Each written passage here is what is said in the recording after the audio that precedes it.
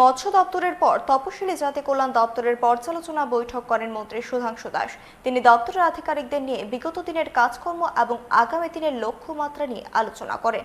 মন্ত্রী জানান, তপশিলি জাতি কল্যাণ দপ্তরে যতগুলি স্কিম রয়েছে সেগুলি সুবিধাভোগীদের ঠিকভাবে পাচ্ছেন কিনা সে বিষয়ে আলোচনা হয়।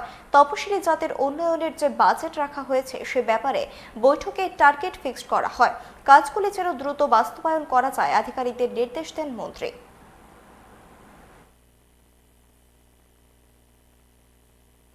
আজ আমরা এসসি ওয়েলফেয়ার ডিপার্টমেন্টের ডাইরেক্টরেট অফিসে স্টেট লেভেল রিভিউ মিটিং অংশগ্রহণ করছি।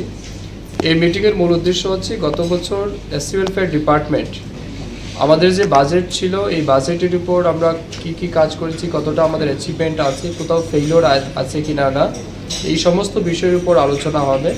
মোরওভার আমাদের এসসি ওয়েলফেয়ার ডিপার্টমেন্টে যতগুলি স্কিম রয়েছে, যতগুলি প্রজেক্ট রয়েছে, সমস্ত স্কিম এবং প্রজেক্টগুলিকে আমরা সাবসিকুয়েন্টলি ডিসকাশন করব। এটার কি স্ট্যাটাস রয়েছে, কি প্রোগ্রেস আছে এবং কি আমাদের সাকসেস রয়েছে, এই সমস্ত বিষয়ের উপর আলোচনা হবে।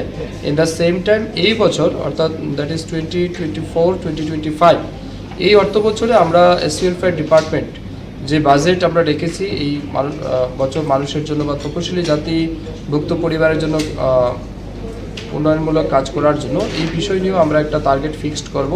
এবং আপনারা নিশ্চয়ই অবগত আছেন, প্রায় গত 2-3 মাস লোকসভা নির্বাচন কিংবা এমসিসির কারণে আমাদের অনেকটাই কাজ ডিলে হয়েছে।